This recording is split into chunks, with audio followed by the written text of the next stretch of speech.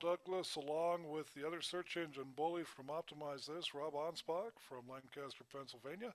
I'm from Winnipeg, Manitoba, and this is the first episode of Optimize This. And today we're going to be covering what is SEO. So, Rob, let me turn it over to you. In your opinion, what is SEO or search engine optimization?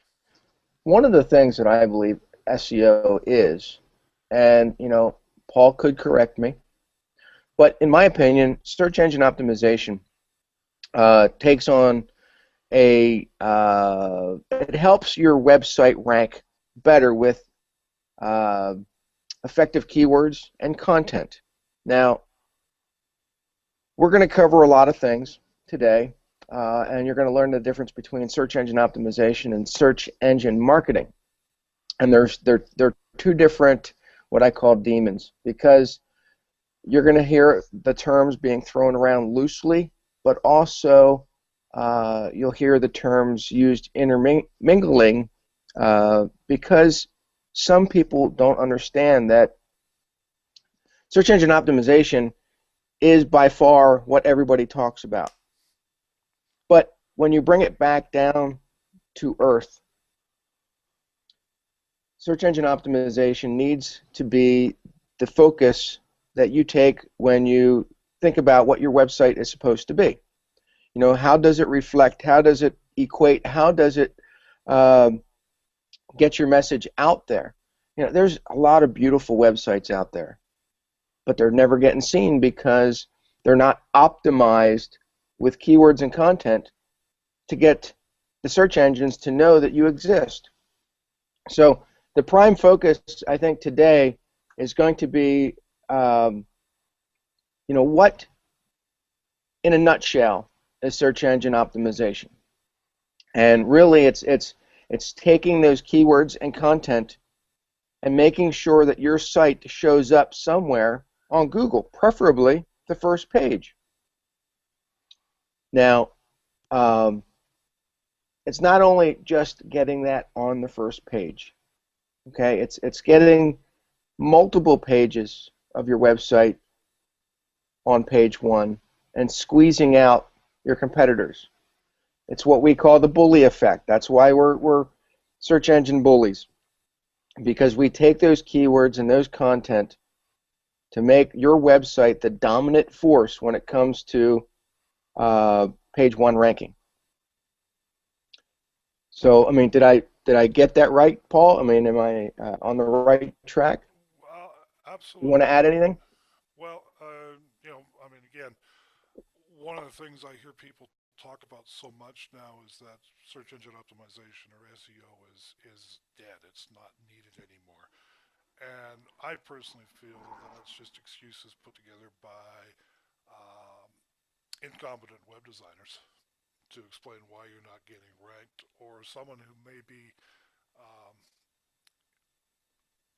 I'm not going to say working for Google, but basically um, has gone through the training that Google offers for um, paid search, or what a lot of Hmm. people refer to as search engine marketing. Now we can discuss that too, where how you feel that's not really search engine marketing. That is more like advertising on the search engines, which is more Right. online or regular marketing. But what I have found is that search engine optimization isn't dead. It's probably more valid now than ever before, but the rules, like so many things, has changed. Um, it was so easy 10 years ago to put up a website, throw on a bunch of relevant keywords, stuff them all over the place, and you'll get ranked. I mean, the first website that I built was in 2003, and it was for my carpet cleaning business, Douglas Home Cleaning. Now, I was absolutely clueless at the time about building a website. Had no clue how to write code. As a matter of fact, a couple of years before that, if someone had asked me to turn on a computer, I would have turned off the lights, lit some candles, played soft music, poured a glass of wine, and whispered to the computer, "I love you," because that is how technically incompetent I was at the time.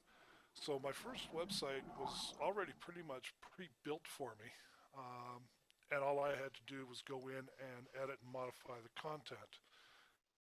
And my training, like yourself, and my background was in direct response marketing. So when I went in and edited the content and changed the content and customized it for my carpet cleaning business, I took the training and the knowledge that we both received from Joe Polish and other direct response marketers, and I used a lot of copy and content in my websites. And that's how I kind of stumbled across, one of the secrets we're going to be covering in the book, and that is high quality content will, every black hat trick, loophole, and other tactic that you might think of, because essentially what Google's wanting to do is to create a place for their customers, or their users in this case, a place to find their answers. And again, we'll cover why they want to end search in the next chapter. But again, search engine optimization is probably more relevant now than it has ever been, Mhm. and it's a skill that is always evolving. It's always Right. changing, because as the search engines evolve and change to increase the quality of the search results that they provide their users, then we as web designers, we as search engine optimization specialists have to adapt with these changes, grow with these changes, and provide our clients a far superior service than what we were able to get away with even 2 years ago. Right. So, search engine optimization for me um, literally is taking your website and setting it up and optimizing it so it shows up on the first page of Google, preferably with multiple listings, and pushing your competition off that front page and giving yourself the unfair advantage in your marketplace. Now, you can do this on a local scale for your hometown, your city, your market area. You can do this on a state or province-wide scale, depending on which country you're in, or even a national and international scale. I have one client that came to me 5 years ago to build a website for his manufacturing business, and he has customers all over the world now. In fact, I'll give him a bit of a plug. If you buy pot from a vending machine in Colorado, he built that machine. So I guess technically, I may not get over the border now, but technically I am a dope dealer in a roundabout way. Well, both of us came from the same industry, carpet cleaning. And I've been in the cleaning industry since 1993, and then I spent 20 years in it. I thought it was time to, I did what I set out to do.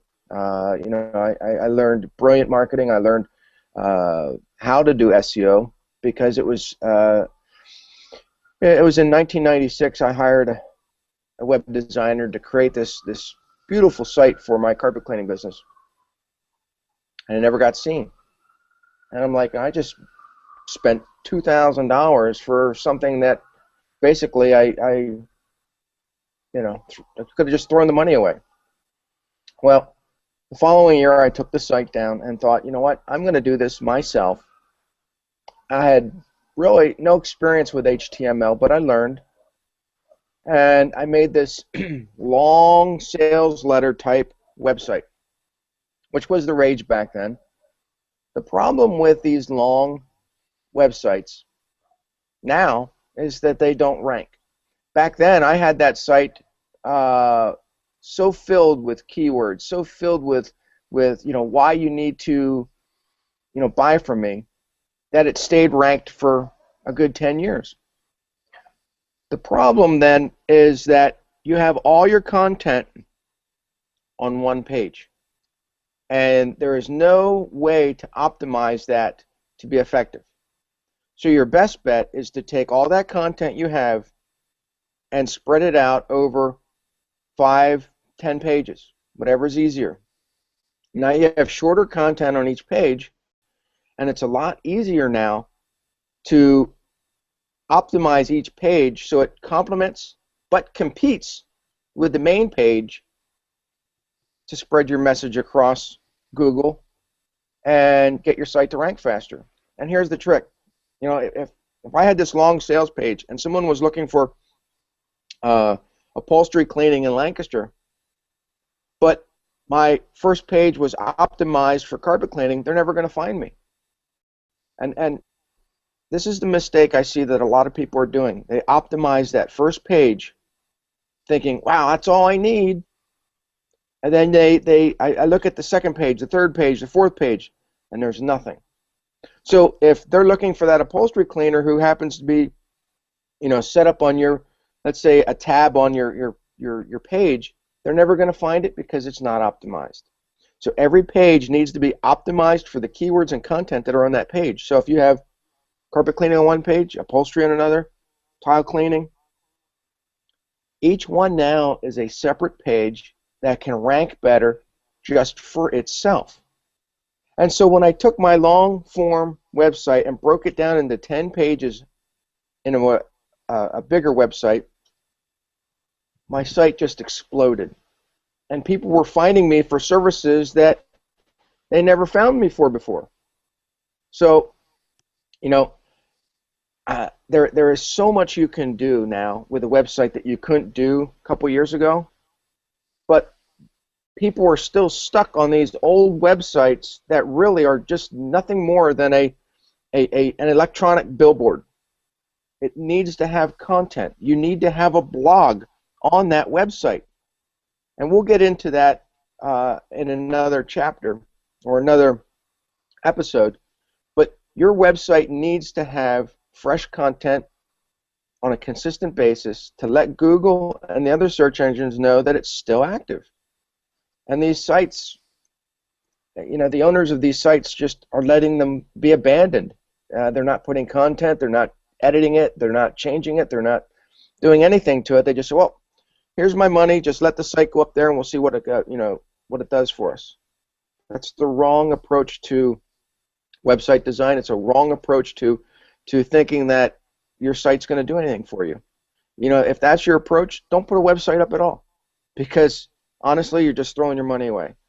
Get that site built so that it's attracting the right type of clients with the right keywords, with the right content, and that site will make you money.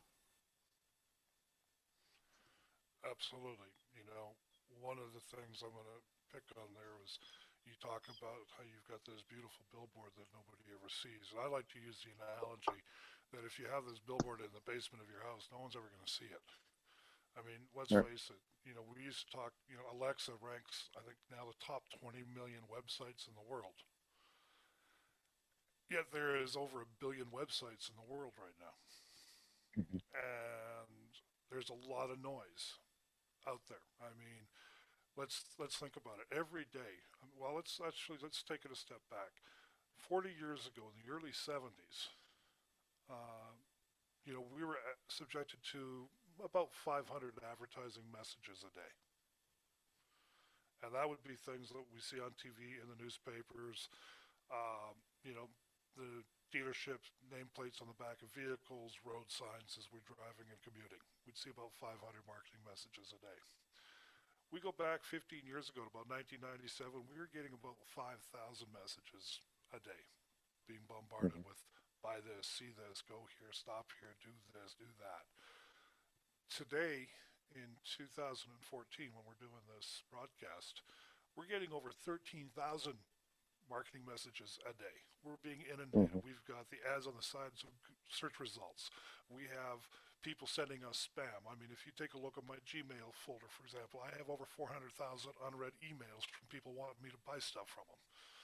Okay, and I get at least a couple hundred new emails every day on my Gmail account. Why haven't I cleaned it up? Well, hey, they give me 15 gigs of storage. I figure I'll see how long it takes to break it. Um, and if I need to find anything, I can always do a search, so I don't care if it gets buried anymore. Um, the point is, there's a lot of noise out there, and we're all Mhm. screaming for our customers' attention. I mean, even you and I, we're doing podcasts, broadcasts, video casts, social casts, book casts, just to promote a book Mhm. that we're in the process of writing right now. And just so we can get some attention, get some noise. I mean, we're telling people what we're doing so we can get this book out there and in the hands of people. So again, we're becoming a part of the noise. Your website is a part of that noise. And Right. if you're going to whisper down a well, no one's going to ever hear you. You got to get up in the trees and yell it out. So search engine optimization, when someone is looking for something, and that's the nice thing about it, when somebody is looking for something, they're either thinking about buying or have decided to buy something. And when they go to Google now, Google become the new yellow pages. And they're Hmm. going to Google to find a solution for a problem, and it's up to you to be able to offer them that solution and to be positioned for that solution. So we're going to talk a little bit later when we go into the keywords part of this about when you're looking for keywords, keywords that are solutions. For example, when someone comes to Home Depot to buy a drill, they're not buying a drill; they need a hole. So the idea here is we want to create solutions and optimize our site as the solution to people's problems, and that's what search engine optimization is. But with search engine optimization, I mean, there's also the other end of that, and that's search engine marketing, Rob. Now, for a lot of people, they see search engine marketing as going out and buying AdWords or advertising on the search engines. What's your thought on that?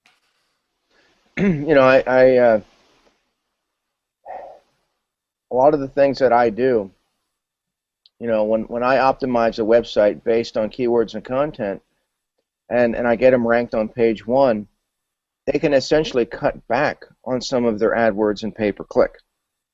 They can save a lot of money that way.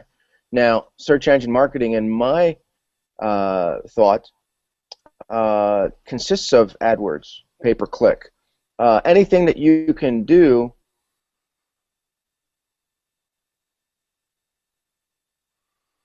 to market, that is an essential tool to basically tell the search engines, hey, this is where we are. This is how you can rank us. These are the keywords and the content to use. That's just part of the site itself. Now, if you say, I really want to get this game on, I really want more people to see it, I want to take it to a whole new level, yeah, you can use AdWords and Facebook ads and pay per click and all these other things.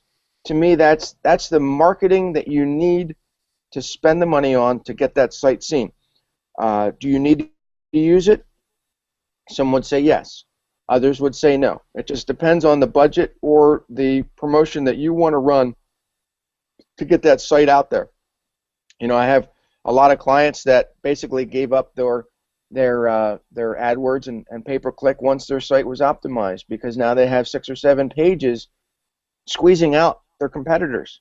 They dominate that first page of Google. They no longer need AdWords or pay per click. But then there are others who their site is so enormous that you know um, they can optimize every single page if they wanted to, or their business is so huge that sometimes they get lost in the noise. And even though they are ranking on page one, they still need that push. They still want their name out there. They still want to see their name in lights, which I basically call the AdWords effect. But AdWords takes you places that the normal website maybe, or the normal Google doesn't take you. AdWords is Google puts AdWords on Amazon pages. They put AdWords on other pages. They put AdWords on other websites. So you're getting exposure beyond the scope of Google. You're right, and things, and we'll actually cover this in the keyword episode where we teach our viewers and listeners and readers how to go ape. And if you want to know what that is, you're gonna have to come in for the next one, or the jungle. Um, but one of the benefits that I have found in using AdWords, particularly at the beginning stages when you're setting up a website, is that it allows you to determine what keywords are actually being used or searched by your clients, the people that are actually buying your products or services, so that it narrows down which keywords you should optimize for your website, and you can eliminate the junk, you know, the keywords that you think may be useful, you know, let people vote with clicks and let your audience vote with clicks. So, search engine marketing, although it's not the scope of this project, it is something that I see part of your SEO strategy, just in that it's just to help you round out the keyword research, and we'll go into that during the Go Ape episode and chapter. But again, search engine marketing, it can be very expensive. It can consume your budget. It is somewhat limited because if you set a budget for a certain amount of spend per day, once you've spent that, your exposure is gone. Whereas with search engine optimization, once you've optimized something, it stays there. It doesn't matter how many times someone clicks on your link. So there are some benefits to it, and there's also some downsides to search engine marketing. And to be quite honest, if you're going to implement search marketing into your website and your business, then use it as a strategy to determine which keywords are the ones your customers are responding to and searching for. And that way you can focus on those keywords and not spend a lot of time on a lot of fluff. I think a good example of this is if, Rob, you mentioned you had a client that is looking to rank for buyer's agent, which does not get any search traffic. But I'm sure if he did a quick search engine campaign and found that nobody's buying or clicking on buyer's agent, he'll soon realize that this is a wasted keyword. It's something that's in the industry. Right. So, And one of the things that I think we're going to end up reviewing, uh, and I'll touch base with it a little bit now, because when it comes to keywords, um, it's okay to say, you know what, this is an industry term. Let's use it. Let's try to rank for it. But honestly, if you really want to know what your consumers are looking for, what they're typing, what they're searching, go to an industry forum that, like with a real estate forum or a carpet cleaning forum, or whatever forum or bulletin board has consumers that talking about your product or service, and look at the keywords that they're using to describe what you're doing. Because now you are in the audience, listening to the audience talk about your industry, and they're using their keywords, their terms, their solutions on how to find you. Listen to them, because we can go through the whole gamut of your industry keywords and we can rank whatever you want to rank. But if the consumer is not looking for those keywords that you think are popular, you're spending a lot of money to try to get keywords ranked that they don't need to. Focus on what the consumer is looking for and forget your industry terms that may not even show up anywhere. absolutely, because hey, let's face it, there's a lot of technical jargon that we can use with what we do. And if we try to rank for that technical jargon, guess what? We're going to rank for our competition, but not for our clients. So, we want to help people get found online. We want to help you make sales online. We want to help you generate leads online. We want to help you build a website. We want to help you make a visible website. We want to help you build an effective website. These would be keywords that our clients would be looking for. Uh, Whereas they're not going to be necessarily looking for um, I guess for lack of better words, a WordPress search specialist or something to that effect. I mean, there's so much, or an HD, or someone who can write HTML5, or a Right. CSS specialist. Well, that's industry jargon, right? Not a whole lot of people know what HTML5 is now. They may have heard of it, but they don't know what it Right. is. And you talk to someone about PHP or Ruby or Rails or CSS, and you know what? I can already see people's eyes starting to glaze over as they're listening to this. The reality is this: make sure that you optimize your content without industry jargon. You want to make it simple and easy for your audience to understand what it is that what your message that you're trying to communicate is.